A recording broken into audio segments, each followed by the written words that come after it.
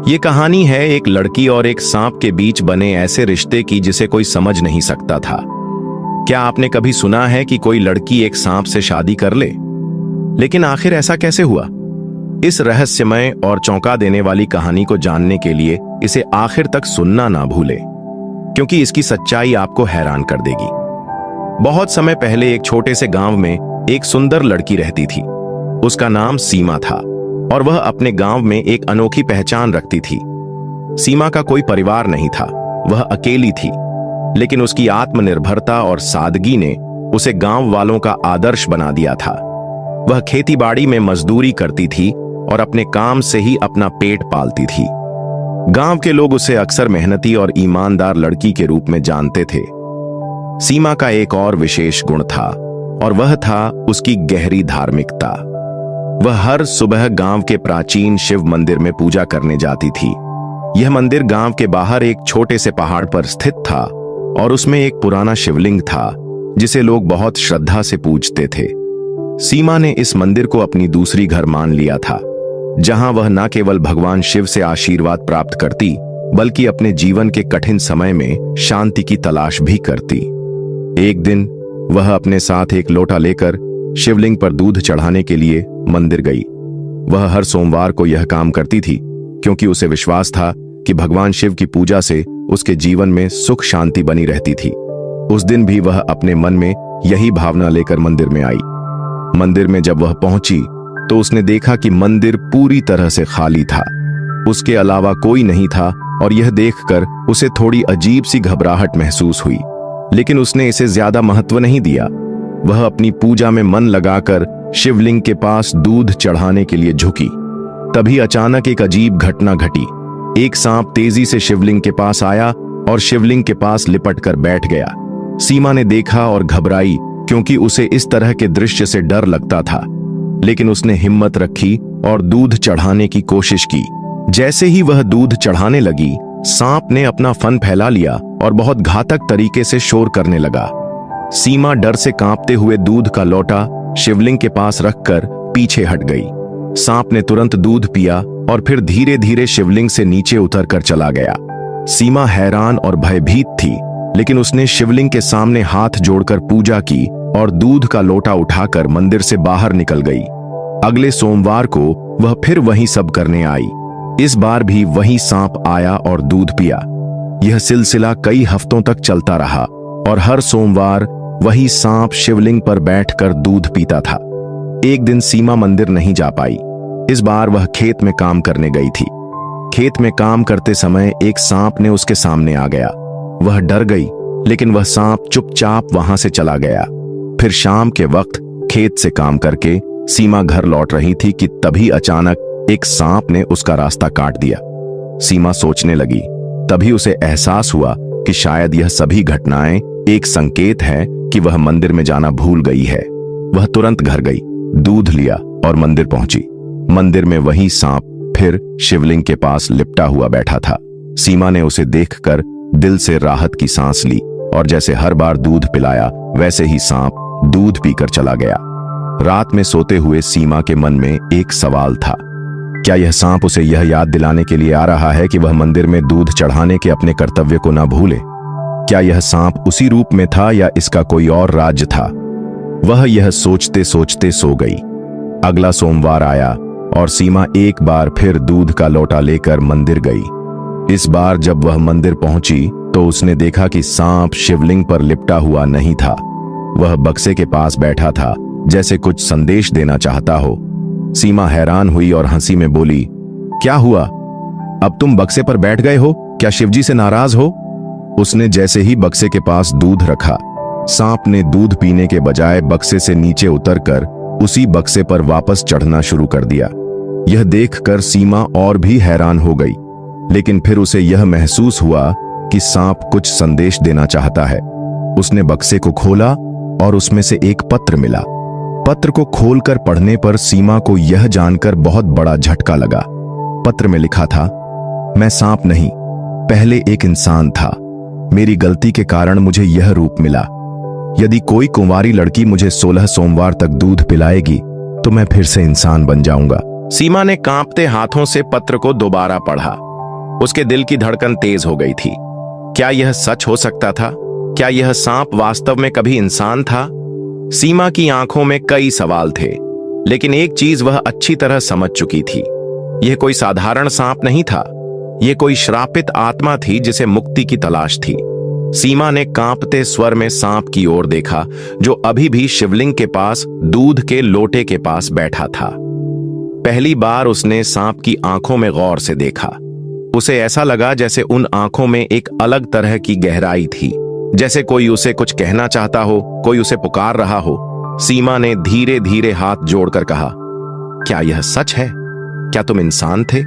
सांप ने कोई प्रतिक्रिया नहीं दी। वह बस वहीं चुपचाप बैठा रहा। सीमा ने गहरी सांस ली और मन ही मन सोचने लगी, अगर यह पत्र सच कह रहा है तो इसका मतलब यह हुआ कि यह सांप पिछले न जाने कितने वर्षों से इस श्राप में फंसा हुआ है। अगर मैं हर सोमवार इसे दूध पिलाऊंगी तो मैं पीछे नहीं हटूंगी। मैं इसे इंसान बनने में मदद करूंगी। उसने सांप की ओर देखा और धीरे से कहा, मैं हर सोमवार तुम्हें दूध पिलाऊंगी, चाहे कुछ भी हो जाए। मैं तुम्हें इंसान बनाने में मदद करूंगी। सीमा की यह बात सुनकर सांप पहली बार थोड़ा हिला, जैसे उसने उसकी बात समझ ली हो। फिर धीरे धीरे उसने दूध पिया और मंदिर से बाहर चला गया। अब सीमा हर सोमवार को मंदिर जाने लगी। पहले तो वह केवल दूध ले जाती थी, लेकिन अब वह फल और फूल भी चढ़ाने लगी। उसे ऐसा महसूस होने लगा था कि यह सिर्फ एक सांप नहीं था, बल्कि कोई ऐसी आत्मा थी जो इंसान बनने के लिए तरस रही थी। धीरे धीरे सीमा और सांप के बीच एक अनोखा रिश्ता बन गया। पहले जहां सीमा सांप को देखकर डरती थी, अब उसे देखकर उसे डर नहीं लगता था। वह उसके सामने सहज महसूस करने लगी थी। कई बार सीमा खेतों में काम करने जाती तो उसे ऐसा लगता कि कोई उसके आसपास है। जब वह ध्यान देती तो देखती कि वही सांप पास ही कहीं पड़ा हुआ है। वह उसे कोई नुकसान नहीं पहुंचाता, बस उसके साथ साथ चलता। सीमा मुस्कुराकर कहती, तुम अब मेरे पीछे पीछे क्यों आते हो? कहीं मुझे देखकर डर जाओगे तो नहीं? लेकिन सांप हमेशा चुपचाप बस उसकी तरफ देखता रहता। धीरे धीरे गांव के लोगों को भी यह बात समझ में आने लगी कि सीमा मंदिर में हर सोमवार जाती है और किसी सांप को दूध पिलाती है। कुछ लोग इसे अच्छा मानते थे तो कुछ लोग डरते थे। एक दिन गांव की कुछ औरतों ने सीमा से पूछा, तू हर सोमवार मंदिर में जाती है और एक सांप को दूध पिलाती है, तुझे डर नहीं लगता? सीमा मुस्कुराकर बोली, डर किस बात का? वह सांप मुझे कभी नुकसान नहीं पहुंचाता। शायद भगवान शिव ने ही उसे मेरे पास भेजा है। औरतों ने सिर हिला दिया और बोली, भले ही वह अभी कुछ नहीं कर रहा, लेकिन याद रखना वह एक सांप है। अगर उसने तुझे काट लिया तो। सीमा को उनकी बातों से फर्क नहीं पड़ा। वह जानती थी कि यह कोई साधारण सांप नहीं था और उसे किसी भी हाल में अपने निर्णय पर अडिग रहना था। अब 12 सोमवार बीत चुके थे। सीमा को लगने लगा था कि यह सांप अब उस पर पूरा भरोसा करने लगा है। कभी कभी जब सीमा थककर खेत में बैठ जाती तो सांप पास ही कहीं लेटा रहता। यह देखकर कई बार कुछ मजदूर डर जाते और भाग जाते, लेकिन सीमा कभी नहीं घबराई। वह अब खुद को सांप के और करीब महसूस करने लगी थी। उसे लगने लगा था कि यह सांप उसका सच्चा साथी बन गया है। वह अब उसे सिर्फ एक श्रापित प्राणी के रूप में नहीं देखती थी, बल्कि उसकी तकलीफ को महसूस करने लगी थी। एक रात सीमा अपने घर के बाहर बैठी थी। वह आकाश की ओर देख रही थी। चांदनी रात थी, ठंडी हवा बह रही थी, लेकिन उसके मन में कई सवाल थे। आखिर उसने कौन सी गलती की थी? कौन था वह इंसान? क्या वह सच में बदल सकता है? और अगर बदल भी गया तो क्या फिर कभी मुझसे मिलेगा? वह यही सोच रही थी कि तभी उसे अपने पैरों के पास कुछ महसूस हुआ। उसने नीचे देखा, वही सांप धीरे धीरे उसके पास आकर बैठ गया था। सीमा ने गहरी सांस ली और हल्की हंसी के साथ कहा, तुम्हें भी अब मेरी आदत पड़ गई है ना? सांप बस शांत बैठा रहा। अब सिर्फ 4 सोमवार बचे थे। सीमा हर सोमवार और ज्यादा श्रद्धा के साथ मंदिर जाती। अब वह दिन आ रहा था जब 16 सोमवार पूरे हो जाएंगे। सीमा के मन में एक अजीब सी बेचैनी थी। क्या सच में यह श्राप टूट जाएगा? अगर यह सच में इंसान बन गया तो क्या यह मुझे पहचान पाएगा? क्या वह मुझसे दूर चला जाएगा? इन सवालों ने सीमा के मन को घेर लिया था, लेकिन उसने खुद को संभाला और निश्चय किया कि जो भी होगा वह इस सांप को इंसान बनाने के अपने वचन को पूरा करेगी। आखिरी सोमवार के लिए वह तैयार होने लगी। इस बार वह केवल दूध ही नहीं बल्कि कुछ फल और पुष्प भी ले गई। सीमा की धड़कनें तेज थीं।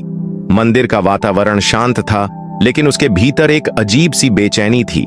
आज आखिरी सोमवार था, जिस दिन वह इस श्रापित आत्मा को मुक्ति दिलाने वाली थी। क्या सच में कोई चमत्कार होगा? क्या यह सांप इंसान बन पाएगा, या यह सब बस एक भ्रम था? शिवलिंग पर लिपटा सांप वैसे ही स्थिर पड़ा था जैसे हर सोमवार को होता था। सीमा ने कांपते हाथों से दूध का कटोरा उसके सामने रखा और धीरे से कहा, आज आखिरी सोमवार है। अगर पत्र में लिखी बातें सच हैं, तो आज तुम्हें अपने असली रूप में लौट आना चाहिए। सांप धीरे धीरे दूध पीने लगा। सीमा की आंखें उसे अपलक निहार रही थीं। मंदिर की घड़ियाल बज रही थी। वातावरण में एक अद्भुत ऊर्जा थी।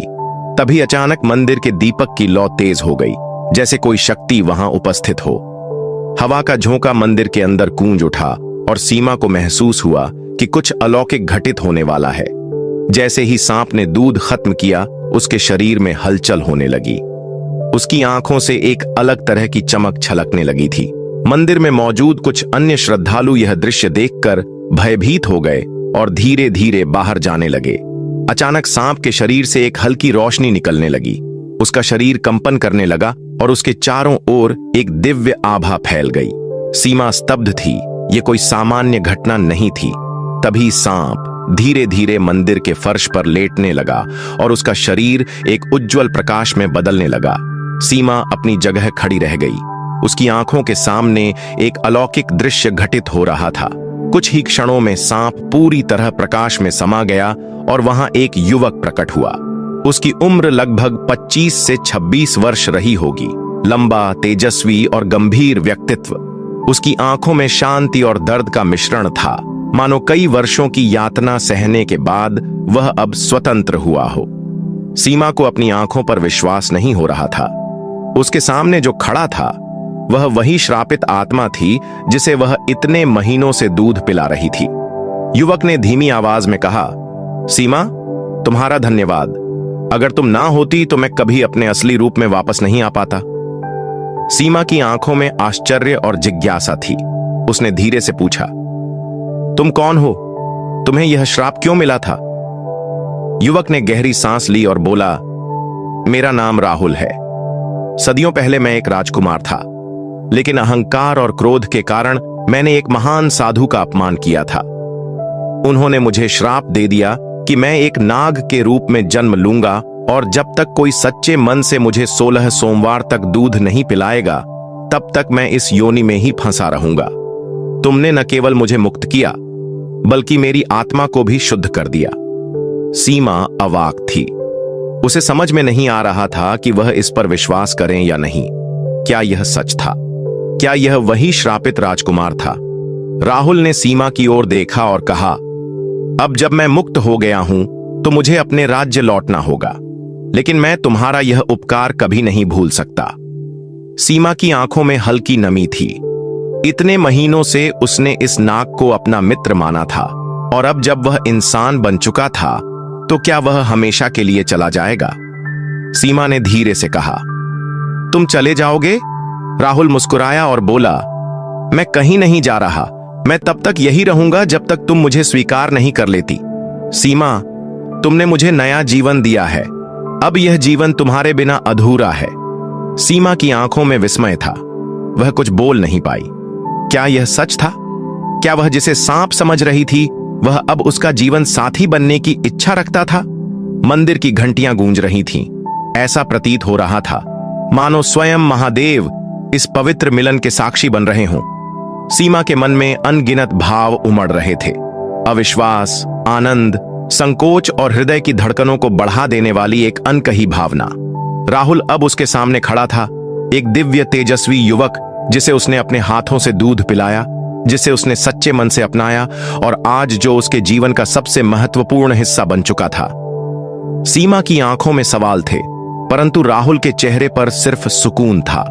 उसने एक कदम आगे बढ़ाया और सीमा का हाथ थाम लिया। सीमा, क्या तुम मेरी जीवन संगिनी बनोगी? सीमा स्तब्ध थी। यह सब इतनी जल्दी कैसे हुआ? क्या सच में नियति ने उसके लिए यही तय किया था? उसकी आंखें हल्की नमी से भर आई, लेकिन उनमें संकोच की जगह अब विश्वास था। उसने धीमे से कहा, अगर महादेव ने हमारे रास्ते को जोड़ दिया है तो इसे कोई नहीं बदल सकता। राहुल की आंखों में चमक आ गई। उसने मंदिर में ही सीमा के सामने घुटनों के बल बैठकर उसकी सहमति मांगी। यह देखकर वहां उपस्थित गांव के कुछ लोग भी मुस्कुराने लगे और सीमा ने हां कर दी। अगले ही दिन गांव के शिव मंदिर में सीमा और राहुल का विवाह संपन्न हुआ। शिवलिंग के समक्ष अग्नि को साक्षी मानकर दोनों ने 7 फेरे लिए। गांव वालों ने इस अलौकिक प्रेम गाथा को स्वीकार किया और इस पवित्र मिलन का गवाह बने। विवाह के पश्चात राहुल ने सीमा से कहा, अब समय आ गया है कि हम इस गांव को छोड़कर एक नई जगह चले, जहां कोई हमें हमारे अतीत से न पहचाने। सीमा को राहुल पर पूरा विश्वास था। उसने हामी भर दी और दोनों एक नए जीवन की ओर बढ़ गए। कई वर्षों बाद राहुल और सीमा अब एक खुशहाल दंपति थे। उनके पास एक सुंदर घर था, जहां भक्ति, प्रेम और वफादारी का वास था। राहुल अब एक सम्मानित व्यक्ति बन चुका था और सीमा वह आज भी शिव मंदिर में हर सोमवार को दूध चढ़ाती थी, लेकिन अब किसी श्राप को मिटाने के लिए नहीं, बल्कि अपने परम विश्वास और भक्ति को बनाए रखने के लिए। दोस्तों, इस कहानी से हमें यह सीख मिलती है कि सच्ची भक्ति और निस्वार्थ प्रेम में अपार शक्ति होती है। जब हम सच्चे दिल से किसी की मदद करते हैं और अपने कर्तव्यों को निभाते हैं, तो ईश्वर भी हमारी राह आसान कर देते हैं। विश्वास, वफादारी और सच्चाई ही जीवन की सबसे बड़ी पूंजी होती है, जो किसी भी मुश्किल को पार कर सकती है।